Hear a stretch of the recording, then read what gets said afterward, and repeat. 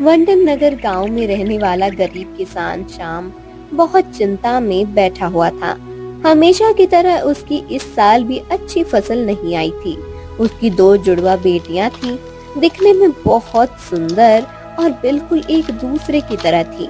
वो उसके पास आती है और कहती है, क्या हुआ पिताजी, आप ऐसे चिंता में क्यों बैठे हैं? क्या बताऊं बेटी, देखो इस बार भी फसल नहीं हुई। जितनी भी फसल है उसमें हम जैसे तैसे एक समय की रोटी खा पाएंगे, परंतु बाकी के सब खर्चे कैसे करेंगे, ये सोच सोच कर मैं परेशान हो गया हूँ। आप चिंता मत कीजिए, इस समस्या का कोई न कोई उपाय तो निकल ही जाएगा। अब इस समस्या का एक ही उपाय है बेटी, हमारे पूरे खेत को खोदकर उसे फिर से जोतना होगा। इसकी मिट्टी अच्छे से उपजाऊ करनी होगी, तभी इसमें कोई बीज फल सकेगा। परंतु ये सब करने के लिए बहुत सारे धन की आवश्यकता है, जो मेरे पास नहीं है। हम धन का प्रबंध कर लेंगे पिताजी। कैसे कर लेंगे? अरे मुझे तो तुम दोनों के विवाह की भी चिंता है। तुम दोनों अब बड़ी हो गई हो, इतनी सुंदर दिखती हो। समय पर तुम दोनों का विवाह करवाना अनिवार्य है। समझ नहीं आता धन कैसे कमाऊं, क्या करूं? श्याम ऐसे ही चिंता करने लगता है और ज्यादा चिंता करने के कारण एक दिन बीमार होकर बिस्तर पकड़ लेता है। अब घर की पूरी जिम्मेदारी तारा और चंद्रा पर आती है। तारा बहुत अच्छा खाना बनाती थी और चंद्रा बहुत अच्छे वस्त्र बुनती थी। चंद्रा, तुम वस्त्र बहुत अच्छे बुनती हो। मुझे लगता है कि तुम्हें गांव में धनिकों के वस्त्र बनाने चाहिए, हमें कुछ धन प्राप्त हो सकता है। हाँ, और तुम इतना अच्छा भोजन बनाती हो। यदि तुम्हें भोजन बनाने का काम मिल जाए तो हम दोनों मिलकर अच्छा धन कमा सकते हैं। हाँ, मैं भी वही विचार कर रही हूँ। दोनों काम करने का निश्चय करके नगर के बड़े धनिकों के पास जाती हैं। तारा को कुछ घरों में भोजन बनाने का काम मिल जाता है, वहीं चंद्रा साहूकार के घर जाती है। मालिक, मुझे वस्त्र बनाने का काम मिल जाता तो मुझ पर आपका बहुत उपकार हो जाएगा।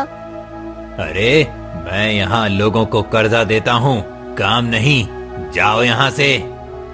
मालिक, मैं बहुत अच्छे वस्त्र बुनती हूँ, आप एक बार मुझे अपनी कला दिखाने का अवसर तो दीजिए। तभी साहूकार की बेटी मीनाक्षी वहाँ आती है। तुम वस्त्र बनाती हो, सच में? हाँ, मैं वस्त्र बनाती हूँ। अगर आप कहेंगी तो मैं आपको ऐसे वस्त्र बना कर दूंगी कि वैसा वस्त्र पूरे नगर में आज तक किसी ने नहीं पहना होगा। अच्छा, इतना विश्वास है तुम्हें अपनी कला पर, तो ठीक है, मैं तुम्हें एक रेशमी वस्त्र देती हूँ। तुम उसका सुंदर पहनावा बनाकर मुझे दो। यदि वो मुझे पसंद आया तो मैं पिताजी से कहकर तुम्हें धन दूंगी, और यही नहीं, आगे मेरे सारे वस्त्र बुनने का काम भी तुम्हें ही दूंगी। ठीक है। साहूकार की बेटी मीनाक्षी चंद्रा को एक सुंदर रेशमी वस्त्र देती है। 2 दिन चंद्रा उस वस्त्र को दी है और 2 दिनों के बाद मीनाक्षी के पास वो पहनावा लेकर आती है। मीनाक्षी को वो बहुत पसंद आता है।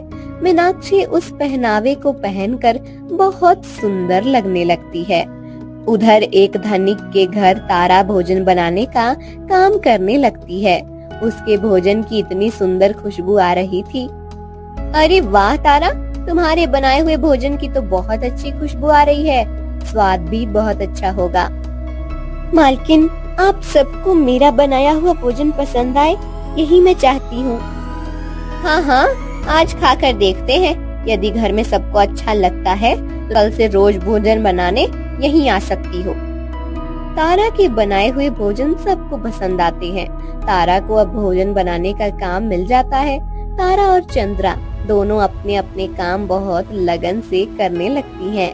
एक दिन मीनाक्षी नगर में चंद्रा के बनाए हुए कपड़े पहनकर घूम रही थी। उसके वो सुंदर कपड़े देखकर कुछ स्त्रियां उससे पूछती हैं कि वो वस्त्र किसने बनाए हैं। और चंद्रा को और ज्यादा काम मिल जाता है। तारा जिस चंचला के घर भोजन बनाने का काम करती थी, उस चंचला का बेटा आदित्य उस राज्य के राजकुमार ओजस का मित्र था। एक दिन राजकुमार ओजस चंचला के घर आते हैं। राजकुमार ओजस, आप सही समय पर आए हैं। अभी भोजन का समय हो ही गया है। मैं आदित्य के साथ आपको भी भोजन परोसती हूँ। चंचला अपने बेटे के साथ राजकुमार के लिए भी भोजन परोसती है। राजकुमार को भोजन का स्वाद बहुत अच्छा लगता है। अरे वाह, आज तो भोजन बहुत ही स्वादिष्ट बना है। मुझे तो बहुत पसंद आया। चंचला काकी, आपने तो बहुत अच्छा भोजन बनाया है। नहीं राजकुमार, ये भोजन मैंने नहीं बनाया है। कुछ दिनों से हमारे पास एक लड़की भोजन बनाने के लिए आती है, उसी ने ये भोजन बनाया है। अच्छा, सच में बहुत स्वादिष्ट भोजन बनाया है उन्होंने। काकी, हमारे राजमहल के आचार्य कुछ दिनों के लिए दूसरे गांव जा रहे हैं, इसीलिए हमें किसी दूसरे आचार्य की आवश्यकता है। यदि आपके पास आने वाली लड़की राजमहल में आकर भोजन पकाएगी तो हमारी समस्या दूर हो जाएगी। ठीक है, मैं कल उससे बात करती हूँ। अगले दिन चंचला तारा से राजमहल में भोजन बनाने की बात करती है। तारा को बहुत खुशी होती है। वो घर आकर चंद्रा से बात करती है। चंद्रा, आज मुझे चंचला मालकिन ने बताया कि एक दिन राजकुमार को मेरे हाथ का भोजन बहुत पसंद आया था, इसलिए उन्होंने मुझे राजमहल में आकर खाना बनाने को कहा है। अरे वाह, ये तो बहुत अच्छी बात है। साहूकार की बेटी मीनाक्षी ने मेरे बनाए हुए कपड़े पहनते थे। वो देखकर नगर के कुछ और बड़े लोगों ने मुझे कपड़े बनवाने को कहा है। इसका अर्थ है कि अब हम दोनों को बहुत अच्छा धन प्राप्त होगा। हाँ, उस धन से हम सबसे पहले पिताजी की बीमारी का उपचार करेंगे। एक बार वो ठीक हो जाएं, उसके बाद फिर हम हमारे खेत का काम करेंगे। जब तक खेत अच्छे से उपजाऊ नहीं बनता, पिताजी को संतोष नहीं होगा। हाँ, सही कहा तुमने। राजमहल में। अरे वाह, आज का भोजन तो कितना स्वादिष्ट है। हाँ पिताश्री, आज हमारी नई आचारी ने भोजन बनाया है। नई आचारी? हमारे महल में नई आचारी आ रही है? हमारे पुराने आचार्य कुछ दिनों के लिए बाहर जा रहे हैं। कुछ दिनों पहले मैं अपने एक मित्र के पास गया था, तभी वहां मैंने उस लड़की के हाथ का स्वादिष्ट भोजन खाया। तब मैंने मेरे मित्र की माँ को उस लड़की को महल में भेजने को कहा। सच में बहुत अच्छा भोजन बनाया है उसने। तारा के बनाए हुए भोजन का स्वाद महल में भी सबको अच्छा लगता है। कुछ दिन बीत जाते हैं। तारा और चंद्रा दोनों अब अच्छा धन कमा लेती हैं। वो शाम का उपचार करती हैं और उसके बाद मजदूरों को बुलाकर खेत में काम करके उसे उपजाऊ बना देती हैं। पिताजी, चलिए आज से हम खेत में काम करने जाएंगे। परंतु हमारा तो खेत बंजर है ना? बंजर था पिताजी। हम दोनों ने कुछ मजदूरों की सहायता से हमारे पूरे खेत की खुदाई की है। ऊपर की मिट्टी को हटाकर उसमें नई मिट्टी डाली है। उसमें गाय के गोबर से बनी खाद डाली है। अब हमारी मिट्टी उपजाऊ बन गई है। हाँ पिताजी, अब हमारे खेत में बहुत अच्छी फसल आएगी, आप देखना। अब हमारी सभी समस्याएं दूर हो जाएंगी। तुम दोनों मेरी बेटियां हो, परंतु तुमने मेरे बेटे बनकर घर की जिम्मेदारी उठाई है। मेरे कारण तुम दोनों को नगर में जाकर काम करना पड़ रहा है। ये आप क्या कह रहे हैं पिताजी? इतने सालों से आप हमारे लिए कितने श्रम करते आए हैं। माँ के जाने के बाद आपने हमारी माँ बनकर हमें ममता दी है। अब जब आपको हमारी सहायता की आवश्यकता है, तब हम आपके लिए इतना कर ही सकते हैं। सच में तुम दोनों ने आज जो कर दिखाया, उससे मुझे बहुत संतोष मिला है। पिताजी, अब हम खेत में बीज बो देते हैं। कुछ महीनों के बाद हमारा खेत हरा भरा हो जाएगा। तीनों मिलकर प्रसन्नता से अपने खेत में बीज बो देते हैं। 3-4 महीनों के कड़ी मेहनत मुशक्कत के बाद जब शाम अपने खेत को देखता है तब वो हरा भरा हो चुका था। तुम दोनों के कारण आज हमारा खेत लहला रहा है। मेरी बेटियों, कदाचित मेरे बेटे जो काम नहीं कर पाते वो तुम दोनों ने कर दिखाया है। इतने सालों से नगर वालों ने भी शाम के खेत में ऐसी फसल नहीं देखी थी। सब तारा और चंद्रा की बहुत प्रशंसा करने लगते हैं। पूरे नगर में तारा और चंद्रा की चर्चा होने लगती है और महाराज सदाशिव के कानों तक पहुँच है। राजकुमार ओजस, ये तारा वही लड़की है ना जो हमारे महल में खाना बनाने के लिए आती है? पूरे नगर में उसकी और उसकी बहन की चर्चा हो रही है। हाँ पिताश्री, ये वही हैं। वो दोनों बहनें बड़ी ही होशियार और मेहनती हैं। अपने पिता की सहायता करने के लिए उन दोनों ने अपनी जो कलाएं हैं उनका उपयोग धन अर्जित करने में किया। हाँ, सच में हर लड़की यदि अपनी बुद्धि का सही उपयोग करे तो वो कुछ भी कर सकती है। उन दोनों लड़कियों ने केवल अपने पिता की सहायता नहीं की है, अपितु पूरे राज्य की लड़कियों के लिए एक उदाहरण स्थापित किया है। किसी के आगे हाथ फैलाए बिना अपनी कला का उपयोग करके एक लड़की धन अर्जित कर सकती है और अपने परिवार की जिम्मेदारी ले सकती है। एक लड़की भी लड़के जितनी ही सक्षम होती है, ये आज सिद्ध हो गया है। हाँ पिताश्री, तारा के हाथों में जितना स्वाद है उतना ही उसका हृदय भी कोमल है। मैंने देखा है जितना भी भोजन बचता है वो उसे फेंकने नहीं देती है। नगर के बाहर जो गरीब भिखारी होते हैं उन्हें खिलाकर आती है। अरे वाह, ये तो बहुत अच्छा काम करती है वो। मुझे लगता है कि ऐसी लड़कियों का तो सम्मान होना चाहिए। ओजस, तुम उन तीनों को राजमहल बुला लो। मैं सबके सामने उन्हें उपहार देना चाहता हूँ। ठीक है, मैं सेवकों को भेजकर उनसे राज्य सभा में उपस्थित होने की विनती करता हूँ। अगले दिन महाराज के सेवक आकर शाम को अपने दोनों बेटियों के साथ राजसभा में उपस्थित होने को कहते हैं। ये सुनकर महाराज ने हमें राज्यसभा में बुलाया है, परंतु क्यों? हमने ऐसा क्या किया कि महाराज को हमें बुलावा भेजना पड़ा? कहीं राजमहल में भोजन बनाते समय मुझसे तो कोई अपराध नहीं हो गया? नहीं, ऐसा नहीं हो सकता। तुम तो कितना अच्छा भोजन बनाती हो। तुम्हारे हाथ का भोजन खाकर बिना तुम्हें देखे राजकुमार ने तुम्हारी सिफारिश की थी। तुम भोजन बनाने के विषय में साक्षात अन्नपूर्णा हो। तुमसे कोई गलती हो ही नहीं सकती। फिर क्या हुआ होगा? कहीं हमने खेती का कर नहीं दिया है, इसीलिए तो महाराज ने नहीं बुलाया है। खेती का कर? वो क्या होता है? हाँ, हर किसान को उनके महाराज कर स्वरूप कुछ अनाज देने का आदेश होता है।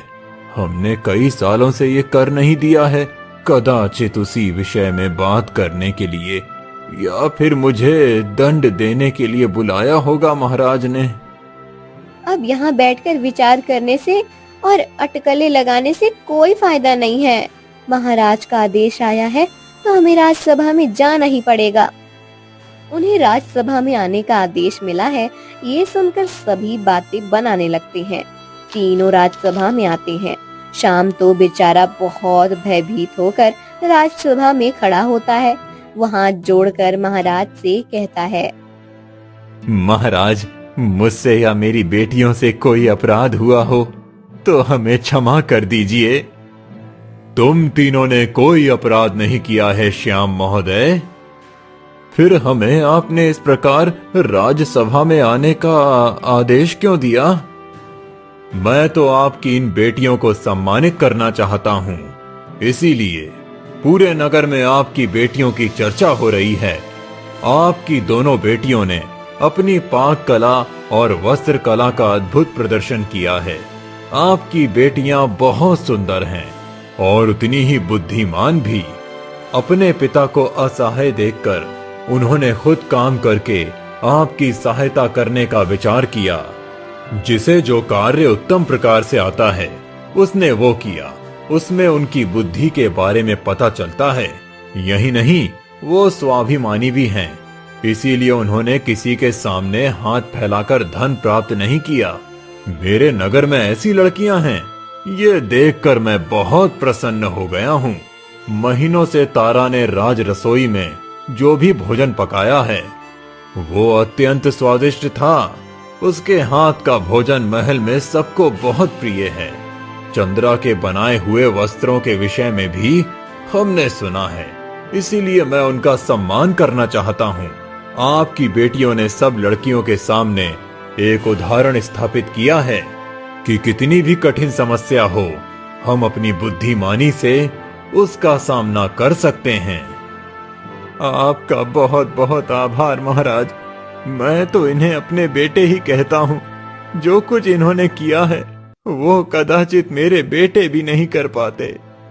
आपने मेरी बेटियों का सम्मान किया, अब मुझे कुछ नहीं चाहिए। नहीं, आप कहिए, आज मैं बहुत प्रसन्न हूँ। मैं आपको भी कुछ देना चाहता हूँ। नहीं महाराज, आपके मुख से अपनी बेटियों के बारे में इतना अच्छा सुनकर ही मेरा पेट भर गया है। एक पिता को और क्या चाहिए कि समाज में उनकी बेटियां सम्मानित हों। बेटियों के कारण पिता का भी मान बढ़ता है और मेरी बेटियों ने एक गरीब किसान का मान भी बढ़ाया है। अब मुझे बस उनके विवाह की चिंता है। एक बार ये अपने अपने घर चली जाएं, बस मैं गंगा नहा लूंगा। श्याम महोदय, आपको चिंता करने की आवश्यकता नहीं है। मैंने तारा के हाथ का भोजन खाया है और चंद्रा के बनाए हुए वस्त्र भी देखे हैं। मैं नहीं चाहता कि हमारे नगर की इतनी गुणी लड़कियां कहीं और जाएं, और इसीलिए मैं राजकुमार ओजस का विवाह तारा और राजकुमार तेजस का विवाह चंद्रा से करना चाहता हूँ, यदि आपकी अनुमति हो तो। ये बात सुनकर श्याम, तारा और चंद्रा के होश उड़ जाते हैं। उन्हें समझ ही नहीं आता कि ये सच है या कोई सपना।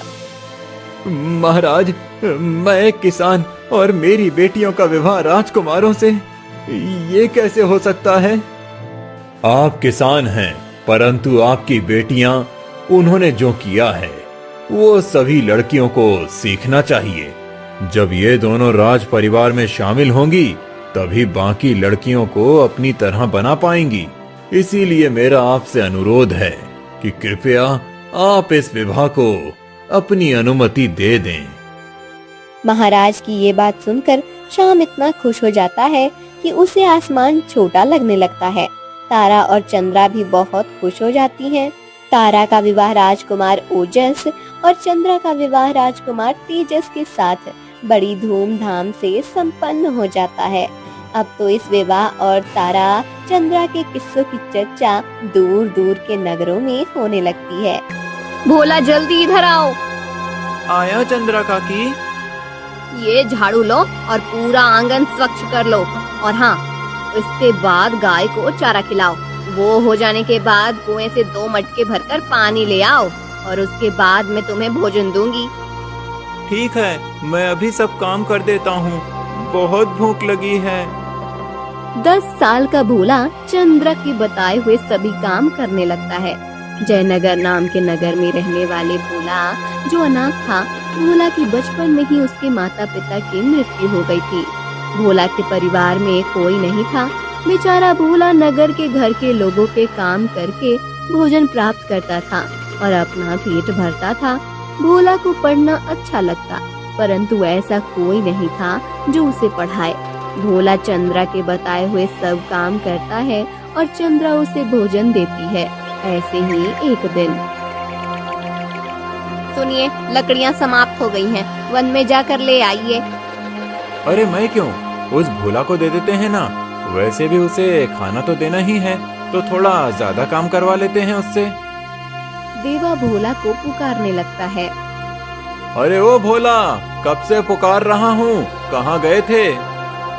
यही था मालिक, बैलों का तबेला स्वच्छ कर रहा था। वो काम हो जाने के बाद वन में जाकर लकड़ियाँ तोड़कर ले आओ चूल्हा जलाने के लिए लकड़ियां समाप्त हो गई हैं। मालिक, मुझे पहले खाना दे दीजिए, बहुत भूख लगी है। अरे, भूख कब नहीं लगती तुम्हें? हमेशा तो भूखे ही होते हो। भोजन चाहिए तो पहले लकड़ियां लेकर आओ। भोला भूखे पेट वन में चला जाता है। तभी बारिश होने लगती है। भोला बारिश से बचने के लिए एक बड़े पेड़ की खोल में जाकर बैठ जाता है। वो देखता है कि एक पेड़ के नीचे बारिश में भीगते हुए एक साधु ध्यान कर रहे थे। उनके चेहरे का तेज देखकर भोला को बहुत प्रसन्नता होती है। कुछ देर के बाद साधु का ध्यान पूरा होता है और वो चले जाते हैं। बारिश भी रुक जाती है, परंतु अंधेरा हो जाता है। भोला को अब भय लगने लगता है, इसलिए वो वहीं उस पेड़ की खोल में बैठा रहता है और कुछ देर के बाद उसे नींद आ जाती है। उधर देवा के घर। अभी तक वो भोला लकड़ियाँ लेकर नहीं आया है। मैंने आपको कहा था कि आप खुद जाकर लकड़ियाँ लेकर आइए। क्यों उस बच्चे को भेज दिया आपने? अरे, वो तो रोज भोजन मांगने आता है। पूरा गांव उससे काम करवाने के बाद ही उसे भोजन देता है। हमने भी थोड़ा सा काम करवा लिया तो क्या हुआ? पर वो अभी कितना छोटा है, अभी तो अंधेरा भी हो गया है। हाँ, छोटा है, परंतु किसी ने उसका ठेका नहीं लिया है। जो सब करते हैं वही हम भी करते हैं। थोड़ी देर उसकी प्रतीक्षा करते हैं। इधर वन में भोला सो जाता है। सुबह सूरज की पहली किरण से उसकी नींद खुल जाती है।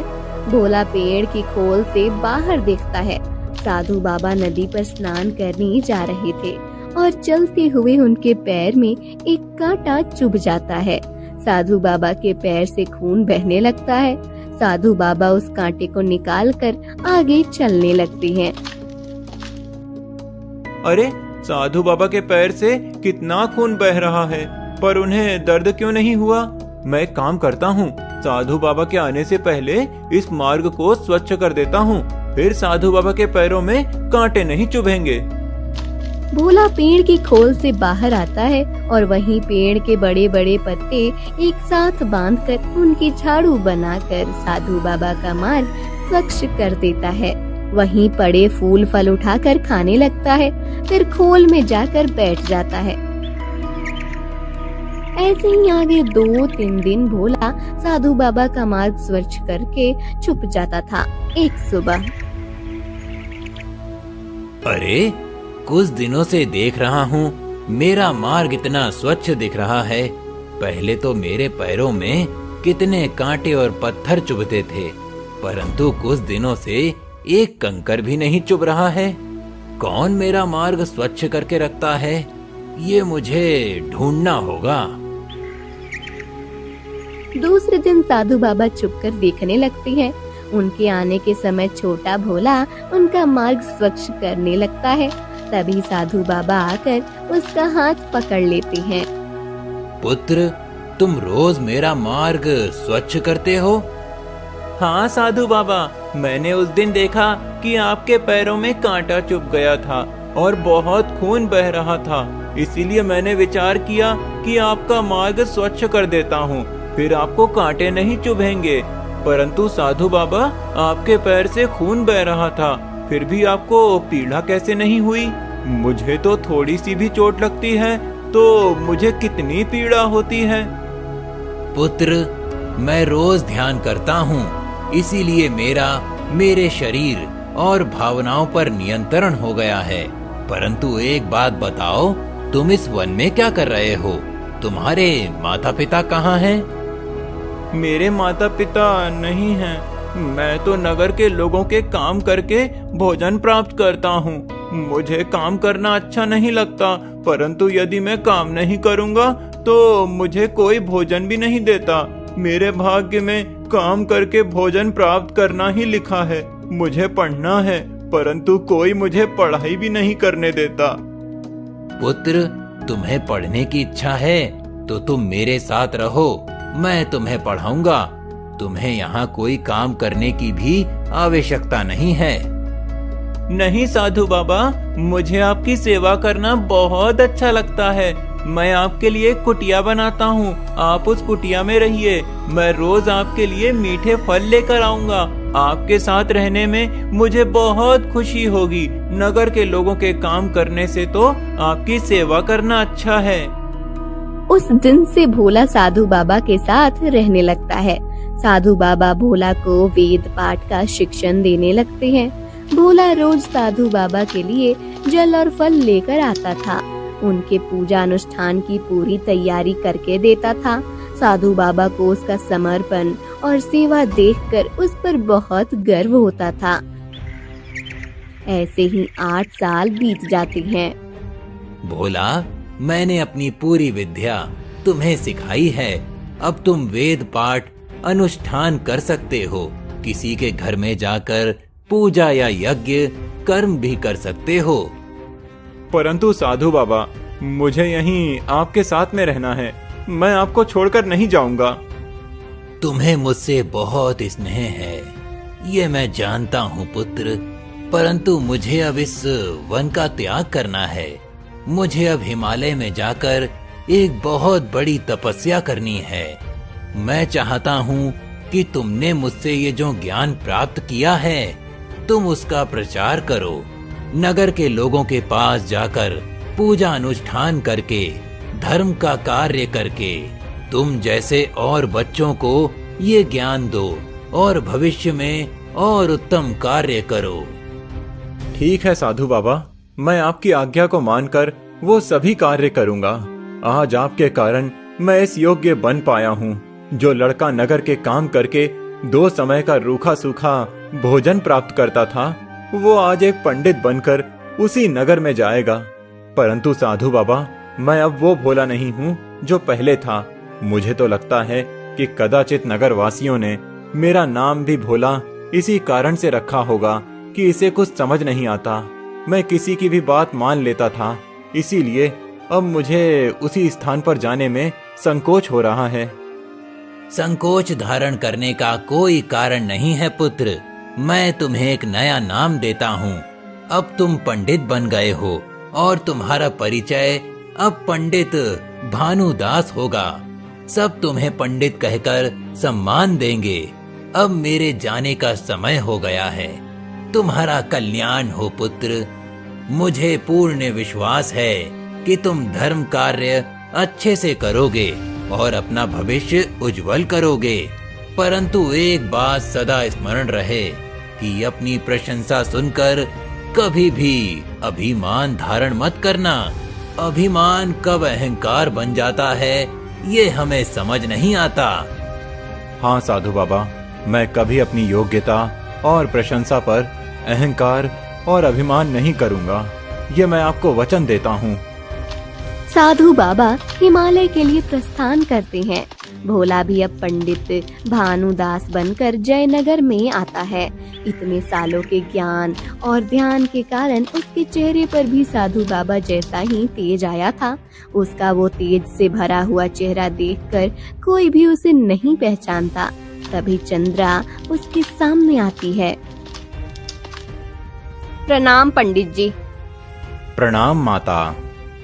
पंडित जी, आप बहुत सही समय पर हमारे नगर में आए हैं। आज हमारे नगर के पुजारी जी बहुत बीमार हो गए हैं, इसलिए नगर के देवी के मंदिर में अभी तक पूजा नहीं हुई है। कोई बात नहीं माता, मैं देवी के मंदिर में जाकर पूजा करता हूँ।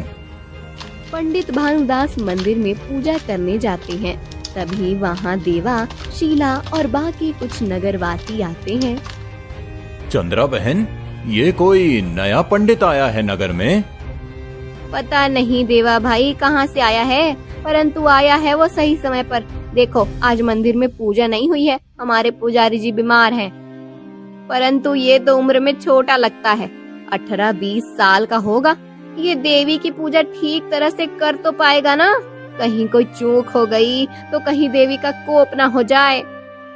नहीं शीला, उसके चेहरे की तेज ही बता रहे हैं कि वो कितना विद्वान है। हाँ, उम्र में छोटा है, परंतु मुझे लगता है कि वो बहुत अच्छा पूजा करेगा। चलो जाकर ही देख लेते हैं। देवा और बाकी सब मंदिर में जाकर देखने लगते हैं। भोला उर्फ पंडित भानुदास बहुत अच्छी पूजा करता है। उसकी की हुई पूजा और आरती देखकर सभी नगरवासी मंत्रमुग्ध हो जाते हैं। पंडित जी, आपने तो बहुत अच्छी पूजा की है। शीला देखो, देवी के चेहरे पर कितना मनमोहक हास्य दिख रहा है। हाँ, मुझे तो लगता है कि अब पंडित जी को ही रोज ये पूजा करनी चाहिए। पंडित जी, आप इस नगर के नहीं हैं, कहाँ से आए हैं? मैं भानुदास हूँ। वन में रहकर मैंने एक बहुत बड़े सिद्ध महापुरुष से ज्ञान प्राप्त किया है। पंडित जी, चलिए आप मेरे घर, मैं आपके लिए शुद्ध सात्विक भोजन बनाती हूँ। नहीं नहीं चंद्रा बहन, पंडित जी को आज मेरे घर का आदरातिथ्य स्वीकारने दो। तुम्हारे यहाँ कल बुला लेना। चलो शीला, पंडित जी के लिए भोजन का प्रबंध करो। कुछ सालों पहले जिस भोला को लोग अपने घर के काम करवाने के बाद रूखा सूखा और बासी भोजन देते थे, वही लोग आज उसे शुद्ध भोजन देने के लिए लड़ रहे थे। उस दिन के बाद से पंडित भानुदास नगर में मंदिर में पूजा करने के साथ ही नगरवासियों के घरों में भी पूजा और यज्ञ अनुष्ठान करने लगते हैं। एक दिन उस राज्य के महाराज सुधाकर, मंत्री जी, कल रात मेरे सपने में गुरुदेव आए थे और उन्होंने मुझे आदेश दिया कि एक यज्ञ का आयोजन करना है। हमारे राज्य के हित के लिए मुझे एक योग्य पंडित से यज्ञ करवाना है। परंतु महाराज, वो तो केवल एक सपना था। हाँ, परंतु मेरा ऐसा विचार है कि कदाचित गुरुदेव मुझे कोई संकेत दे रहे हैं, और वैसे भी यज्ञ करना तो हमेशा अच्छा ही होता है। ठीक है महाराज, सुना है कि हमारे नगर में एक पंडित आए हैं। युवान हैं, परंतु पूजा और यज्ञ अनुष्ठान बहुत अच्छा करते हैं। हम उन्हें ही राजमहल में यज्ञ करवाने के लिए बुला सकते हैं। ठीक है, आप उन्हें बुला लीजिए। एक अच्छा मुहूर्त देखकर हम उस यज्ञ का आयोजन करते हैं। महाराज सुधाकर के मंत्री पंडित भानुदास से आकर मिलते हैं और उन्हें महाराज के यज्ञ के आयोजन के विषय में बताते हैं। भानुदास एक अच्छा मुहूर्त देखकर राजमहल में एक सुंदर यज्ञ संपन्न करते हैं। सभी नगरवासी उस यज्ञ में सम्मिलित होते हैं। पंडित भानुदास के उस यज्ञ को देखकर सभी नगरवासी बहुत प्रसन्न हो जाते हैं। सभी उनकी बहुत प्रशंसा करने लगते हैं। पंडित जी, आपका हम पर बहुत उपकार है। आज आपने इतना सुंदर यज्ञ संपन्न किया है कि उसे देखकर सच में हम सब समाधान हो गए। इतनी कम आयु में भी आपने इतना अच्छा अनुष्ठान किया है। मैं तो चाहता हूँ कि अब आप इस नगर के राज्य पंडित बन जाएं। अब आप बताइए कि आपको दक्षिणा में क्या चाहिए? धन, धान्य, स्वर्ण, जो भी चाहें आप मांग सकते हैं। महाराज, मुझे दक्षिणा में ये सब नहीं चाहिए। यदि आप मुझे सच्चे मन से दक्षिणा देना चाहते हैं तो इस नगर और आपके अधिकार में राज्य का जितना भाग है, उस भाग में जितने भी बच्चे हैं वो दुर्भाग्यवश अनाथ हो गए हैं, उनके लिए कुछ कीजिए।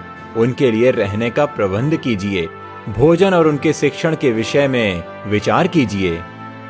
पंडित जी, आज आप अपने लिए कुछ मांगने के स्थान पर अनाथ बच्चों के लिए प्रबंध करने का अनुरोध कर रहे हैं?